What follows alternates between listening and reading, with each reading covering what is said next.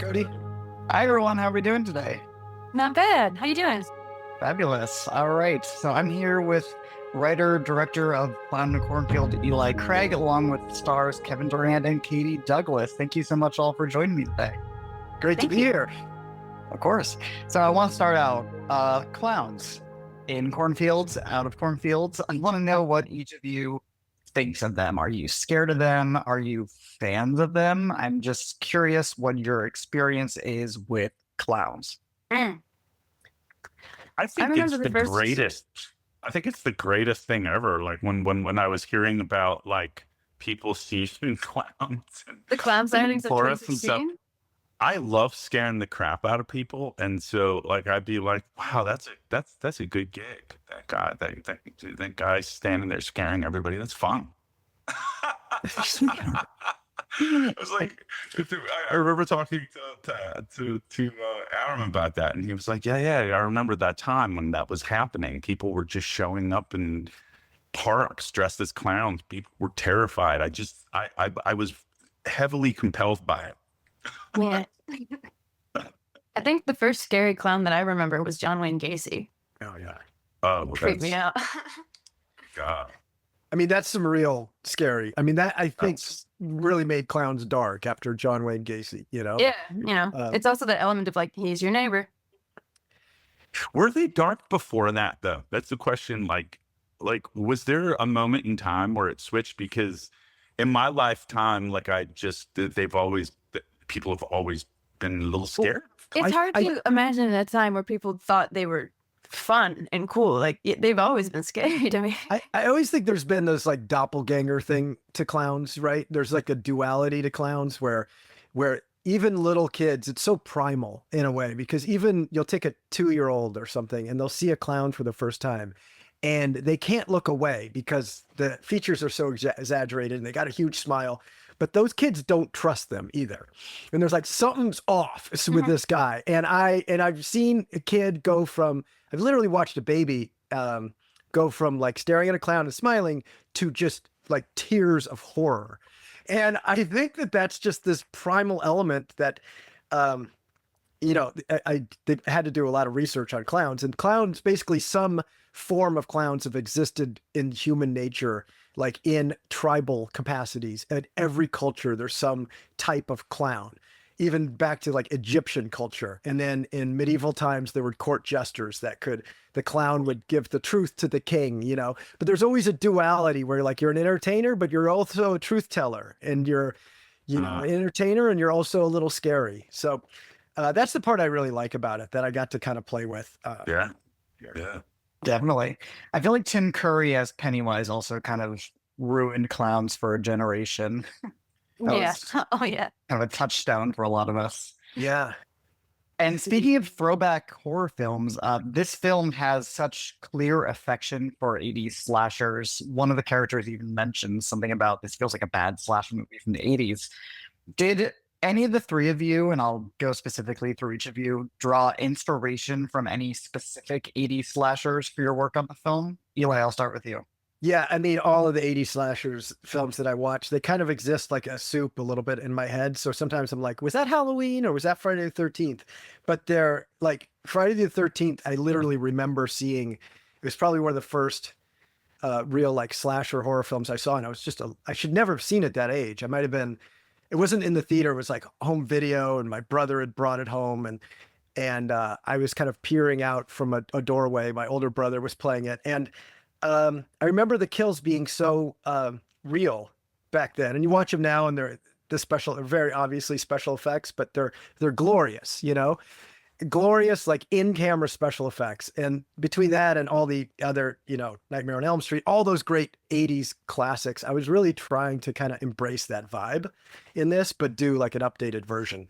But anywhere else, yeah, go ahead. Yeah, Katie, how about you?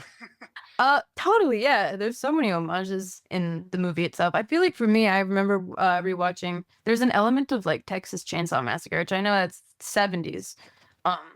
But I think I just was so mesmerized by that performance. I can't remember the actress's name, but just how the way that movie peeled her back like completely, like the sheer terror of just the daunting idea of being cut up by a chainsaw can inflict us, and that we had a lot of that in our movie too. So I feel like that was the one that I had in mind. And by the way, there's just so many young actresses that will not have seen Texas Chainsaw Massacre, and I just love that Katie Douglas is not one of them. Yes. Evan, how about you? Well, I honestly, you asked that, and I was like, I hadn't really thought about that. But then when I think about like the way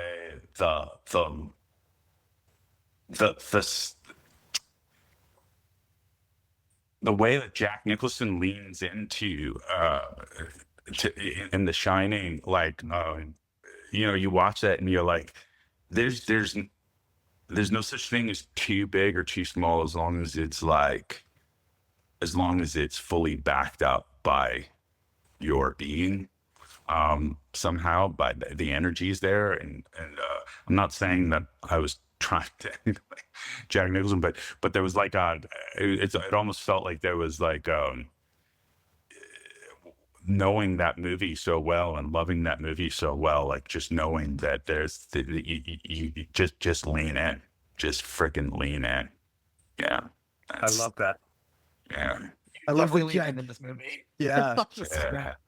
yeah, just lean in, brother. Now, Eli, this is your first time not working from an original screenplay that you had a hand in. So what was it like adapting Adam Cesare's novel?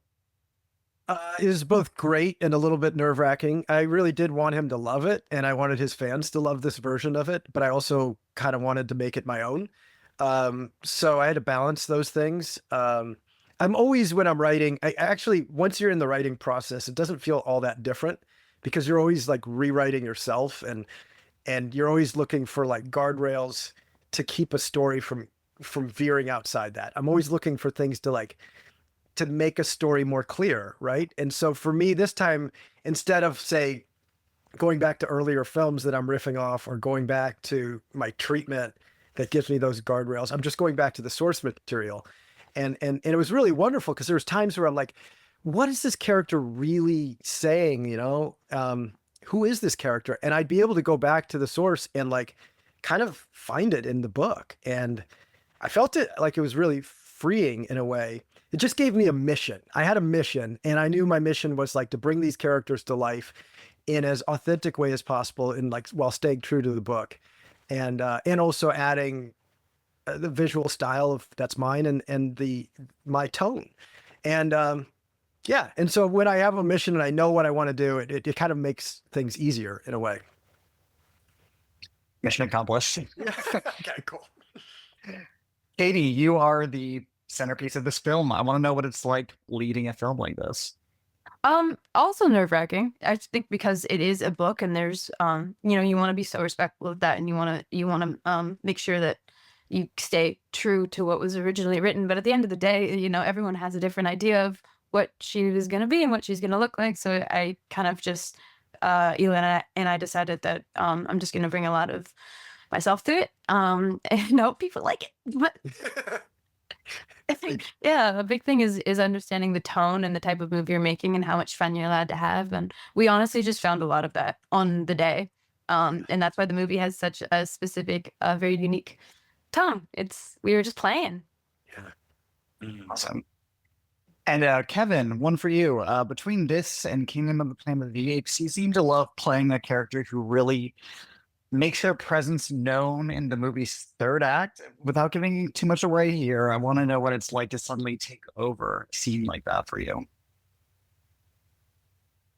Well, I've always been drawn to characters that are,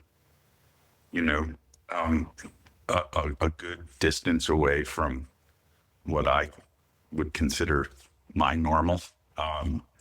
That's always so much more interesting to me. So I do love it when I'm presented with a challenge of being able to just really get to fully engage in some type of polarizing performance of some sort, where I can just dig into places that I don't necessarily understand, and that's always the most fun for me. So, when I started out as an actor, I was really obsessed with Shakespeare, and I always thought, oh man, Romeo and Hamlet, those dudes are kind of boring to me. I just want them to be, well, Hamlet's pretty interesting, but I just loved Iago and Edmund and Petruchio. I just loved the characters that were just plotting and scheming and coming, just have a hunger that is just different than my own. Yeah, I had fun. I had fun luxuriating in this wonderful, big spectrum kind of dude.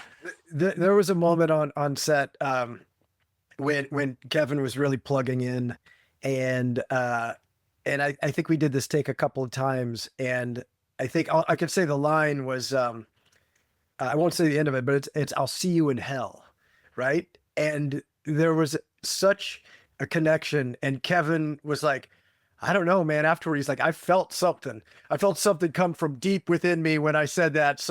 Did you see that? And I was like, I did. It's there, man. We got a good read on it. And it's really fantastic to see just the setting and the lines, all of it, and the makeup and the wardrobe and everything just connect in a way where Kevin became Arthur. And I don't know where that stuff comes from. I don't think anybody does, where you know how you connect with that performance, but it was there. Yeah. Awesome. They're fun. Well, audiences are going to have a blast with this one, just like you all seem to have making it. And I'm so excited for more people to see Plowed in the Cornfield. Thank you so much for spending some time with me today. Thank you. Thank you, Cody. Thank you, Cody. Thank you.